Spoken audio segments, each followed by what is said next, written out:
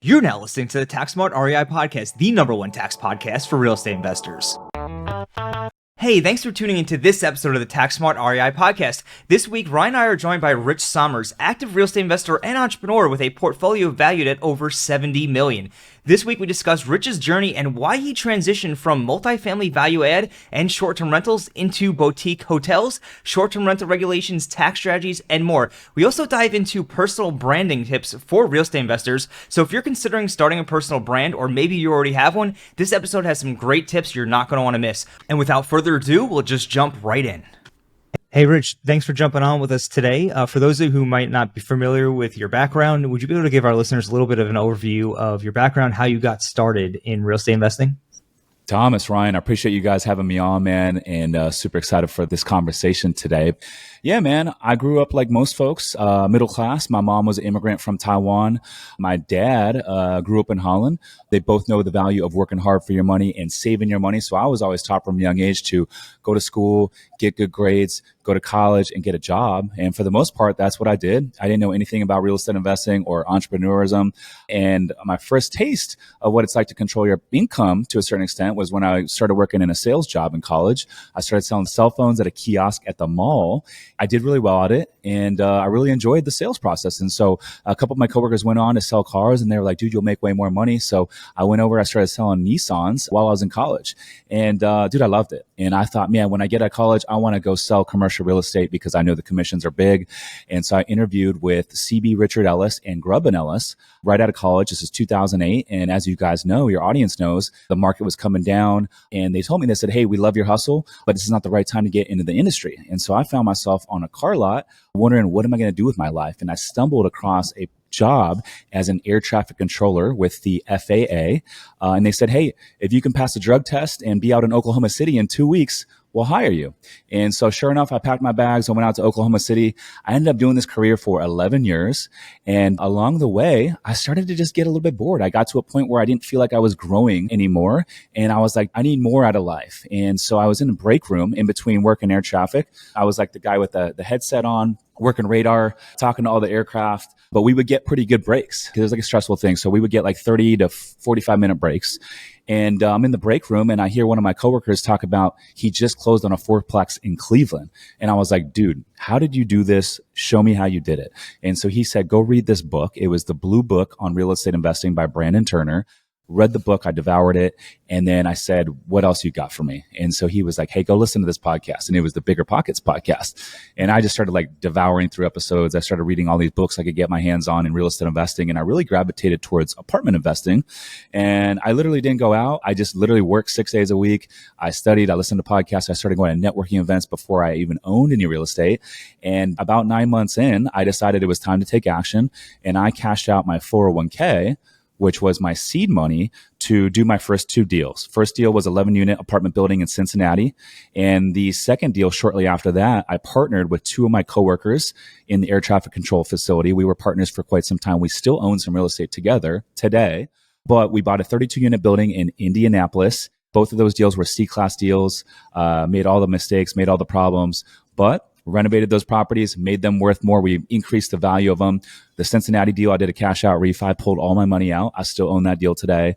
And then the 32-unit building we bought for 1.2 and we sold it 2 years later for 3.1. And that was kind of my first full cycle deal.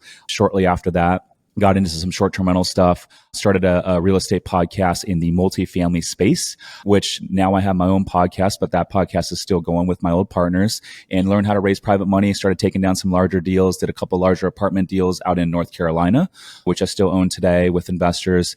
And then I want to say about a year and a half ago, made a big pivot. And at the time was doing a lot of short-term rental stuff and had a short-term rental like management company, kind of a hospitality arm, and was doing multifamily. But as you guys know, your audience knows, is around 2021, cap rates started going down. Interest rates were at all-time low. There was a lot of money and capital chasing apartments, and, good deals out there would have 35, 40 offers, and people were overpaying for product. So we decided to make a pivot. And I was like, well, what if we did a boutique hotel? And if you actually take a multifamily deal and a short-term rental and marry the two, it's really a boutique hotel. And I said, well, what if we use this management arm to take down a small boutique hotel and do a self-check-in, self-checkout model with the guests, remote manage the property. And this will allow us to bring the innkeeper's suite or the manager's unit online for additional revenue. And then we eliminate the expense of having an on-site manager, which is going to drop to the bottom line and increase that NOI. And so first deal we did was a 10-unit beachfront hotel up in Northern California, in an area called Shelter Cove. Bought it for 1.5, seller financing. Mom and pop ownership. They had no marketing. They had no tech. They were severely underperforming. They had owned the property for 18 years and picked it up at 1.5. We shut down the property. We did an entire renovation. When we bought the property, the sellers had never done more than $180,000 in gross revenue. And we took it within 1 year and pushed almost $650,000 in 1 year. Bought it for 1.5. It appraised for 4.5 12 months later. And that was the first one. I said, you know what? Let's go all in on this model. Airbnb regulations are tightening in a lot of markets right now around the country. We saw what happened in New York City. They just banned short-term rentals recently. Here in San Diego, they just regulated it from 17,000 short-term rentals down to 5,500. And we're continuing to see more regulations come in the pipeline, which is bringing more demand back to the hotels. And also, you see all these Airbnb investors out there that every time I go to a real estate conference, they're like, yo, Rich, I cannot wait to do my first boutique hotel. And so I believe it's just a matter of time before it becomes the next big thing. So started a real estate fund in the boutique hotel space. We picked up a few more deals and we're rocking and rolling, man. So excited for it. And we got a boutique hotel investing mastermind now and really just going all in on it, man. So it's been a fun little ride and a fun journey. But the craziest part is, 5 years ago, I was working as an air traffic controller and owned zero real estate. It's crazy. And it's a very interesting story. It kind of like you went from multifamily into boutique hotels. And so there's a lot to unpack there. Mm-hmm. Now, one of the things you mentioned was value add, and you started that value add journey even when you were in the multifamily space. Can you maybe talk to listeners out there? Because I happen to think value add is one of the best wealth building strategies out there. Whether you're doing it with business or you're doing it with real estate, it's tremendous. What made you choose the value add over all the other real estate strategies or tactics that are out there? Yeah. I would say every single deal that I've done to date, I've either got for little to no money down, or I've been able to buy at a discount, add tremendous value, and then pull my money back out via refi. Right now, we're in a high interest rate environment. So in order for me to buy a deal right now in a softening market is I need two things. One, I need to be able to buy at a discount. And two, I need to be able to add tremendous value because, with the rate environment the way it is, there's a lot of volatility in the marketplace. Yes, we're in an election year. Yes, the Fed's come out and said we're going to probably do some rate cuts. And so it looks like, hey, we might have a soft landing. However, if you are able to buy at a discount and add tremendous value, you are creating equity. You're creating a cushion, a margin for error should you miss on the assumptions or should the market continue to soften, because we can never control what the market's going to do. But I do know if we're forcing equity, we're forcing appreciation. One, it's going to juice the returns. But two, it gives us the ability to potentially pull our money out, which, as you guys know, you do a cash out refi on these deals. You don't have anything left in the deal, any of your own, money. Well, now your return moving forward is infinite. You can redeploy those funds into more deals, and it starts to snowball. It starts to compound over time. Yeah. And, another good thing about cash out refis is they're tax free in most cases. So yes, sir. It's just you're pulling the money out tax free and you don't have to worry about it. Yep. One more thing on that transition. When you were doing these deals with your partners, presumably with your own capital, then you started raising money. One thing that I'm always trying to wrap my head around, and I get it because I was syndicated a deal before, but what is the value that unlocks for you as like the operator or the sponsor by raising money versus doing a deal with your own capital? Yeah, I love both. And, I always encourage everyone to do both. I love doing the smaller deals where it's, just me and my money. I think those types of deals allow me to take a little bit more risk and, do more projects that are maybe I wouldn't do with investors, right? But the bigger deals with investors I love because, I'm providing opportunity to friends, family, people in our personal network to diversify into commercial real estate and get the tax benefits, get the cash flow, even though they are busy and don't necessarily have the time. And so I love those deals too. But with those deals, our underwriting is a lot more strict. The deals that our selection process and qualifying deals are a lot more strict because now we're a custodian of other people's money. And at the end of the day, I always want to, take care of the investors. I want to do what's right. But I also want to sleep good at night, knowing that I'm being a good custodian of their money. No, 100%. Whenever you have investor capital, it's always about the investors. Got to make sure you protect their money. Ryan, before we jump into boutique hotels, do you have any questions here? I don't think so. I want to jump into boutique hotels. So yeah, let's do it. All right. All right. Let's do So it. boutique hotels. So we have a lot of listeners here on the show. They're in the short-term rental space. It's been, over the last, we call it like the STR boom of COVID, right? The COVID STR boom. And there's been a lot of interest in the space because of tax benefits and so on and so forth. And as we all know, if you've been listening to the show, it's starting to get more saturated. There's regulation, like Rich mentioned before. So when it comes to boutique hotels, you explained briefly about why you dived in. Could you tell us a little bit about the return profiles or supply and demand factors around boutique Yeah. hotels? Well, there's so many factors, but you mentioned the why, and I think it's important for all the listeners out there to remember. You go buy a standard Airbnb, you're buying a single family home, maybe it's a condo, maybe it's a townhome, but those properties are valued based on the comps, and so whatever the house is worth across the street on a square foot basis, generally speaking, is what your property is worth, no matter how much income it's making as a short-term rental.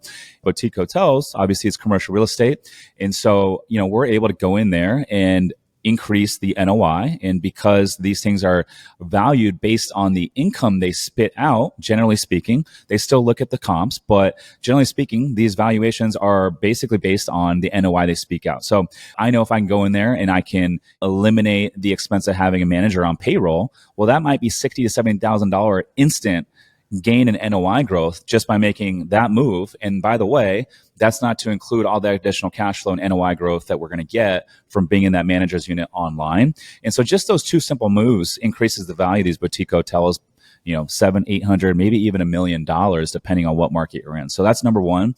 Number two is you don't have any neighbors to worry about. With these short-term rentals, we manage a bunch of them in 8 markets right now around the country, not just our own stuff, but we also manage for third-party owners on a select basis.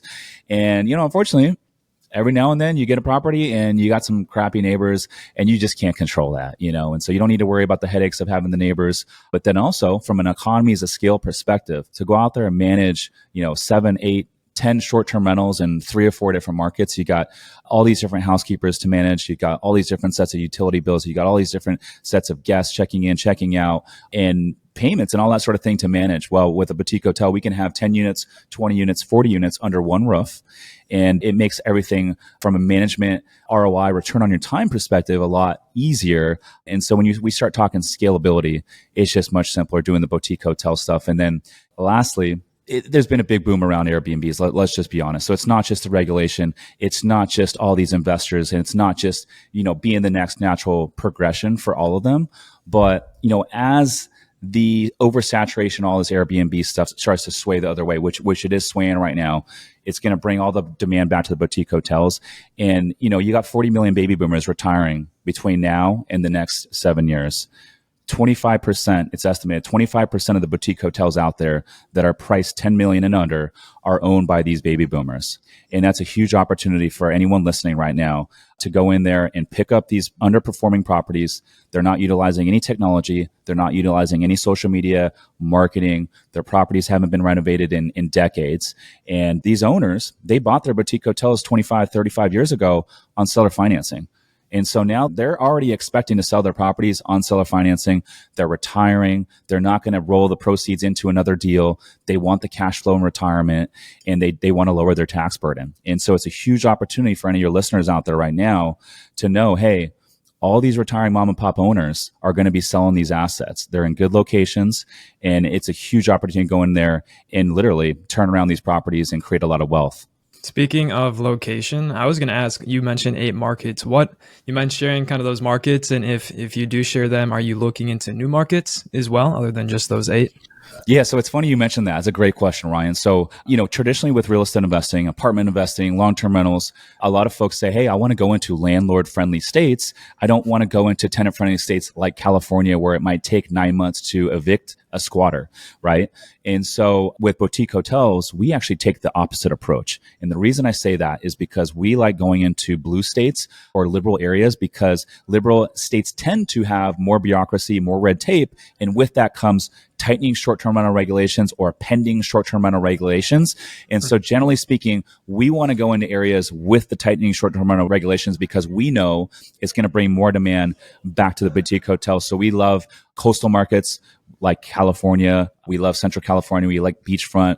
And then within those markets, we like to be in great locations. I know if I go and do a nice renovation on a hotel in an area like Santa Barbara on the beach, I know that there are guests that are willing to pay top dollar, and they're willing to pay a premium in terms of ADR in RevPAR to stay at that property, to where if I go buy a property in Oklahoma City that's surrounded by pawn shops and liquor stores, and I go do that same renovation, there's no one that's going to be willing to spend up for that type of property. Quick follow-up on the regulations. Do you believe that the short-term rental regulations are primarily driven by like the local community and their drive to, to regulate it for housing, for regular housing purposes, versus how much is perhaps driven by hotels themselves, like the hotel lobby? And I don't know if that's a question you want to dive into, but I'm just curious to know how, like, where's the impact? Or maybe it's a mixture of both.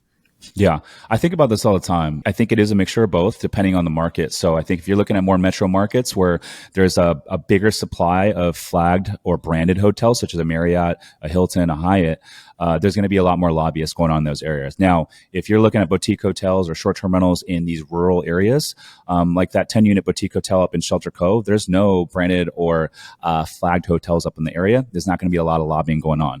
But to your point, yes, a lot of these regulations are coming from the local level, the city, the local residents, the municipalities, because they know it's driving up rent prices. It's taking away potential rentals or rental units. And so that's pushing pricing upwards. And then also a lot of those first-time homeowners that are looking to buy properties to live in, there's less supply of available properties because you have all these Airbnb investors going in and buying up these properties. And so it's driving prices up.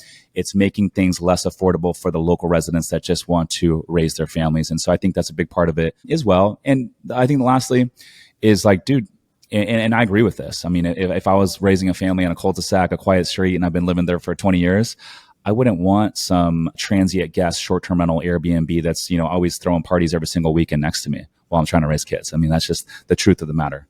Now, there's ways to mitigate that, as you guys know. You can have noise sensors and all this stuff in your property, but you can't control all the irresponsible hosts out there. Absolutely. Regarding the whole entire short-term rental discussion here, this obviously applies to boutique hotels. In fact, this is what these rules are actually made for, and the reason why this is kind of called a loophole to begin with, quote unquote. Do you end up using the short-term rental loophole for your own situation? Like, if you have an average stay of 7 days or less, your rental property or your boutique hotel in this case is not a rental activity, it's actually a business activity. Or if you have 30 days or less and you're providing substantial services, then that also kind of qualifies for it. Do you use that strategy at all? Yeah. So, now I qualify for professional real estate status, but when I was working the air traffic control job, it was a high paying W-2.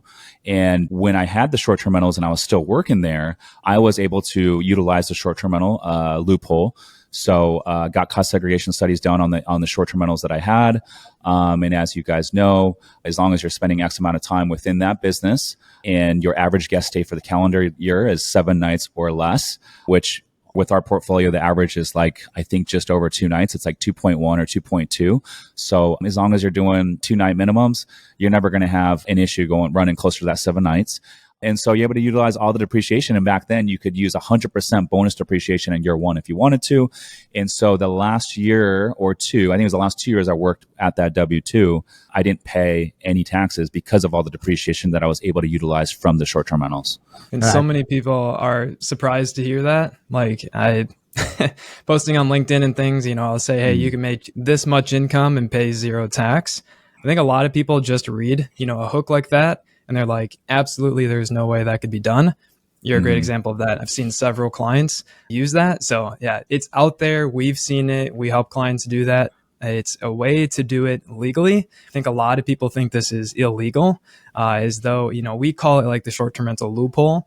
It's probably not technically a loophole. It's all in the regulations, so it's all legal. But awesome to hear that you've done that. And so many of our clients and a lot of people who are in, like you were a few years ago, you've got that high income W-2 job and they're like, hey, I want to get into real estate. What can I do? For a lot of people, especially those who aren't full-time in real estate, the short-term rental loophole, if we're going to keep calling it that, is a great strategy. So that's kind of a perfect example of utilizing that. And last thing, it is. And one more thing to add about it. This loophole works with a boutique hotel as well, because it's an active business and your average guest stay is definitely well under 7 nights. Now, the shocking thing for me was that all these CPAs out there, and this is important for your audience, is I was shocked to find out how many CPAs out there that had been practicing for 20 plus years had never heard of this short-term rental loophole before. The CPA that I used to have had no idea about this, and I was having to coach her on what exactly this was. And so I would caution all your listeners out there that if you have a CPA that has no idea what that is and has no idea how to depreciate, or they don't know what a cost seg study is for one of your rental properties, it's time to get a new CPA. Yeah, 100%. So many people don't know about that out there, and it's a little shocking. I mean, I think, the way we ended up finding out about that was we had so many short-term rental clients that like we were forced to read and dive into all the tax codes, the regulations, and so on and so forth.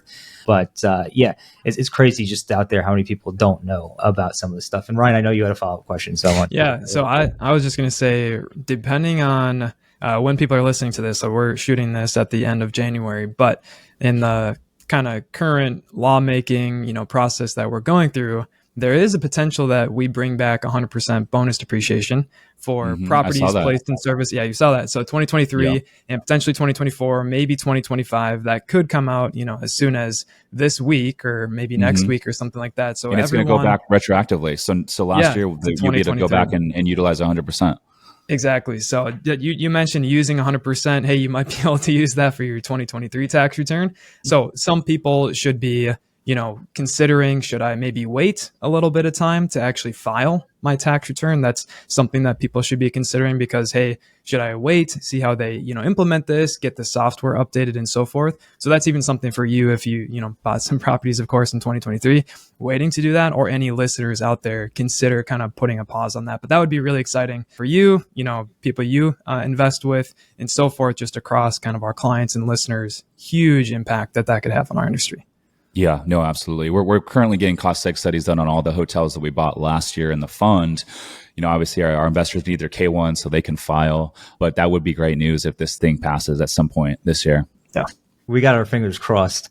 I just put out a video on my Instagram actually like last week on this topic.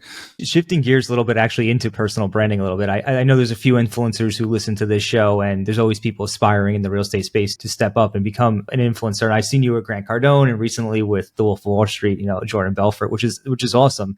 So how did that happen? How did you formulate your plan for your personal brand, and how did you get that momentum behind you? Yeah, man. So, I realized you can become the best real estate investor and know all the strategy and all the principles. But if no one knows who you are, it's going to be challenging to really grow your business, right? It's going to be challenging to find investor capital, to meet investors. It's going to be more challenging to find deals, hire good team members, and all that sort of thing. And everything's shifting. This is a whole different economy that we're in. They say attention is the new currency, and it couldn't be more true. And so you see folks like Grant Cardone, you see folks like Ryan Pineda, and all these guys that are, and gals that are moving the needle. And you quickly realize there's a lot of real estate entrepreneurs out there, but there's probably only less than 5% of them that are actually putting out content. And of that 5%, there's probably only so many that are actually doing it consistently and doing it at a high level. And so, you really got two folks out there. You got content creators that are not real estate investors, and you got real estate investors that are not content creators. And so if you can become decent at both, it is the recipe to really grow and get access, but also help a lot of folks along the way, which is one of my goals. And so I know, hey, I want to build a big thing. I want to bring a lot of people with me. I want to bring my team with me, and I want to help a lot of people along the way. That's why we have the Boutique Hotel Mastermind. That's why I put out the content. That's why I got the podcast. We're ripping 3 episodes every single week. And it's been fun, man. It's been fun. We got 52 investors in our fund. We got athletes. We got real estate CPAs in our fund. And then we got this Boutique Hotel Mastermind. We got 23 members right now. We got 13 hotels owned. We got 2 more under contract.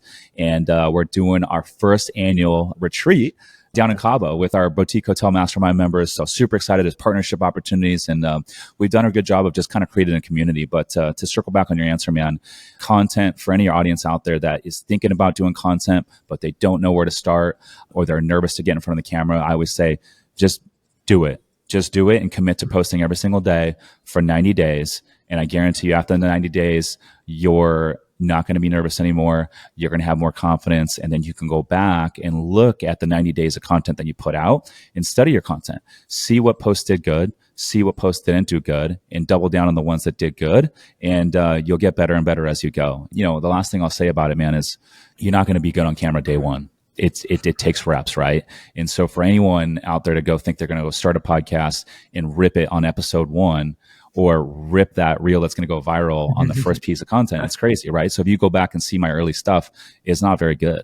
And this is my second crack at a podcast, right? So I had this other one with my partners. We ripped hundreds of episodes, and I took everything I liked and didn't like and then put it into this one. And if you see the folks like Joe Rogan out there, people see his product today, but I'm like, dude, Joe's done 3 episodes a week for 14 years straight. Think about that. If you go back and listen to his early episodes, he didn't have good equipment. He didn't sound that great, but the dude did it consistently, never took a fucking week off, 3 episodes every single week for 14 years. And look where he's at now. If Joe was a real estate investor and raising capital, he could raise billions like that because of his audience that he's built.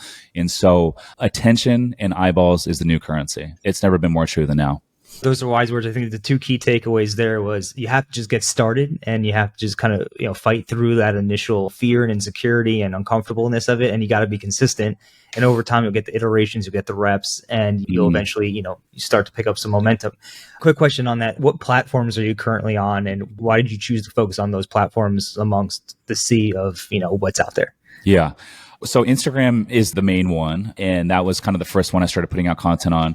We're on TikTok. We're on YouTube, we're on Facebook, and then obviously the platforms that the podcast goes out on. So Apple, Spotify, Google Stitch, and all that sort of thing. The most challenging one for us so far has been the YouTube. We haven't figured the YouTube out yet. And then TikTok, we just got on like 5 months ago. That one's doing good, but I wish we would have started a little bit sooner with that. But I would say the main focus one is Instagram and the podcast.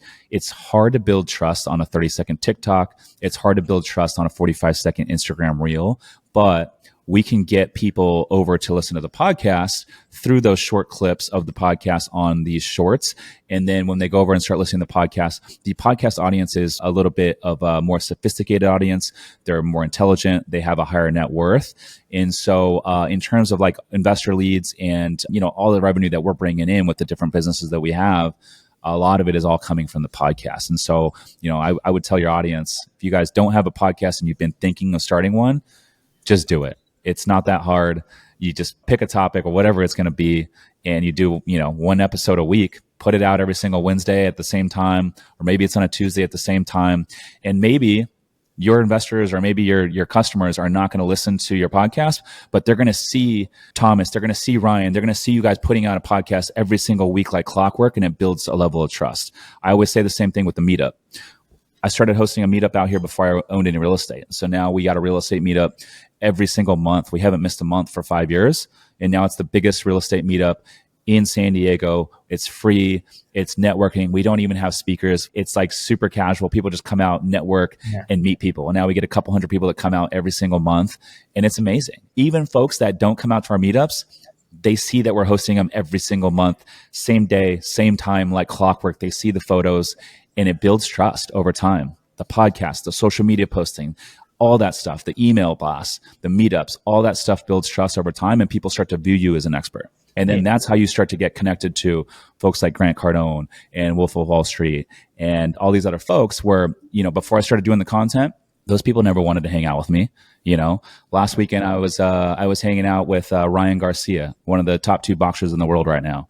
So I got connected to him. We were sitting at a table in Miami, and my buddy who connected me to Wolf of Wall Street said, "Hey, my buddy is coming over to our table." And sure enough, Ryan Garcia 10 minutes later rolls up to the table. And, now I have an opportunity to get him on as an investor. We became friends that night. We got a connection.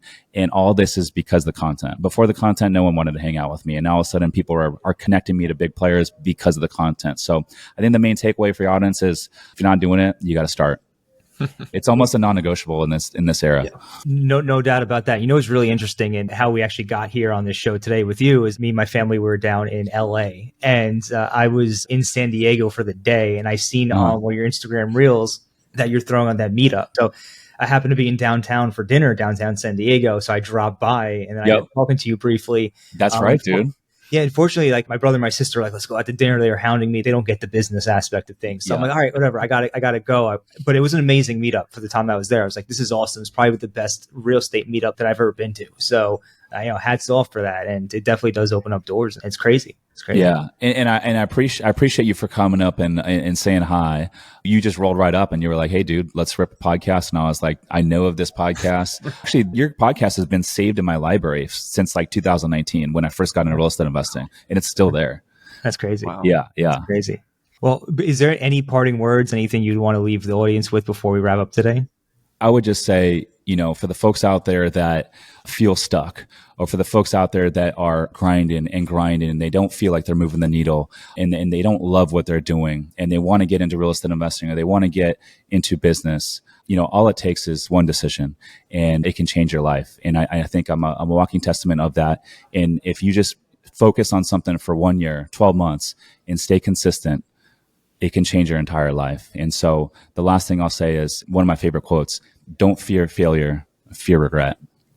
Yeah, that's great. And where I forgot to ask this, where can everybody find you if everybody wanted to, like, what's your at, Yeah, man. So everything's on Instagram, social media. So my handle is at Rich_Summers. That's SOMERS. The podcast is the Rich Summers Report. We push out 3 episodes every single week. Had guys on like Grant Cardone, Mikey Taylor, Pace Morby, Ryan Pineda, just to name a few, and just put out a lot of value. So everything's there. And then if you're interested in joining our boutique hotel mastermind, where we help folks who have some short-term rental experience already, and they want to learn how to buy a boutique hotel, learn how to raise capital, learn how to put these deals together, how to get these deals deaded up, seller financing, all that sort of stuff, you can go to summerscapital.com/mastermind to book a free call. And then if you're interested in investing in our fund, we got some really good opportunities coming up right now. We're getting some killer deals. summerscapital.com/invest. Awesome. We're going to go ahead and link up your website, your social profiles on the show notes for anybody who wants to check it out. And just want to thank you for coming on. You've been an inspiration to me, man. I've got my personal brand going even stronger than I ever wanted to or thought I was going to, because I've seen you out there. So I appreciate it. And thanks again for joining us.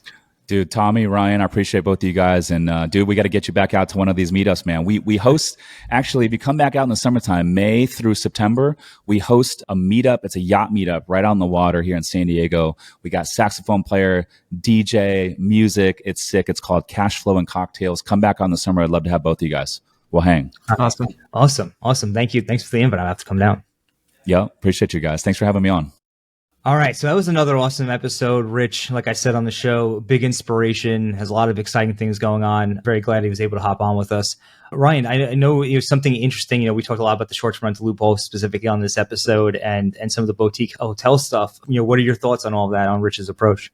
Yeah, I think from the tax side, it's interesting because usually when we think about a hotel, a motel, or resort, usually those are going to provide substantial services, and that has maybe like a broad understanding to most people. It's basically what you would expect a normal hotel to provide, things like daily cleaning. Maybe they provide breakfast every day, or coffee, or excursions, right? Things like that, it's very much a very hand-holding kind of daily touches and providing those additional things, more than simply just providing, here's a place to stay, goodbye, right? You think of a normal short-term rental, it's like, here's your self check-in. Here's how you get in. And the host is basically just like, I'm here if you need me, right? That's not providing substantial services. So it's interesting thinking about kind of this boutique motel, hotel that Rich is talking about. We didn't dive into, hey, what are the amenities? What are the things that your management is doing? Are you doing daily cleaning? And so we don't know for sure, just for Rich specifically, if that falls into substantial services. But simply from those listening who are interested on the tax side, if we are providing substantial services, that's more so going to be something that, say, you own it, right, 100%, not a partnership, something on your Schedule C. But then that profit is going to be subject to self-employment tax, that additional 15.3%, FICA tax, some people might call it. So it's interesting to think about that if for those listeners interested in getting into this kind of boutique, motel, hotel space. How is that going to be taxed differently if I provide substantial services? It's going to be additional cost to you, right? To provide that daily cleaning, you've got daily cleaners going in. So that's just the investment side. But also you have to think about, there's also a tax cost if you want to add that on too. So just an interesting thing, not specific to Rich's situation, but as we're talking about kind of these boutique motels, hotels, that is kind of one tax difference I thought was interesting for people to keep in mind. Absolutely. And, something that was really interesting for me about the boutique hotel space is like, this is a viable asset class. So I know some people listening to the show like to play bigger, and short-term rentals might not be big enough in the sense of like from an operational standpoint, you have to go acquire 5, 6, 10, 8 short-term rentals to make it perhaps a more viable business than just having, say, one, like a one-off. So boutique hotels is as an opportunity. Rich just said he started his mastermind, and we've gotten some comments before in the past like, oh, like all these programs and stuff. But I gotta say, like, if you're trying to learn something new, like a new asset class, there's nothing like getting around a mentor, a community who can help support you in learning it. Who Not How by Dan Sullivan. I'm going to mention that book probably ad nauseum throughout, his time, but it's about finding who can help you. It's not about going it alone. Doing it yourself is not noble. Okay. This isn't school where, you have to take a test. So if you want to do something like that, get around the right people. And it's just very interesting to me that it seems like a great opportunity for people to use that short-term rental loophole, and you have someone to help guide you. Another thing too, really interesting about Rich's journey, if you will, is the personal branding aspect of it and the power that has for your real estate investments and, for raising capital and bringing potential partners and new opportunities. Like Rich's personal brand is the reason why I invited him on the show, right? Not because of his personal brand, but because I went down to San Diego, saw him on Instagram, and went to his meetup and we connected. So that's just one opportunity. Obviously, he's meeting with a lot of other people, is helping him out. So one of the things regarding personal branding is, I know, Ryan, you're doing a lot, and we'll talk about what you're into in just a second. But there's a lot of things out there that sometimes can't make it onto the show because they're just not a whole episode worth of stuff. We're just kind of day-to-day insights and whatnot. And I'm going to be on Twitter, or X as they call it now. I'm going to be focusing on that platform. That's one of the platforms I'm doubling down on. Hopefully after almost 300 episodes and 100 guest interviews, I'm doing all right on the podcast.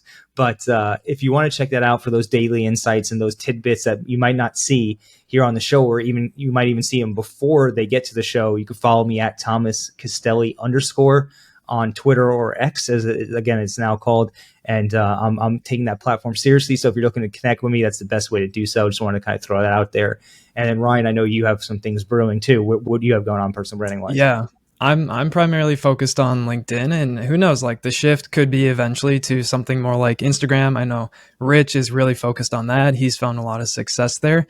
I think for a lot of CPAs, thinking about distilling tax information into, say, a short or a reel on Instagram could be difficult to do. And it might feel like, hey, this isn't quite the full story of what's going on. Yeah. It's like really just, a short, right? Or a reel. It's very just hard hitting. Here's kind of the big picture concept. And then we kind of hope, people follow up with us, or they go look on their own, or they listen to our podcast to get more information and more context and more of the pros, the cons, the things to be careful of, and to make sure that they don't go at it alone, right? Because that's one of the things to be careful of, is you hear something for free online and you think, oh, that's all I need to know. Usually not.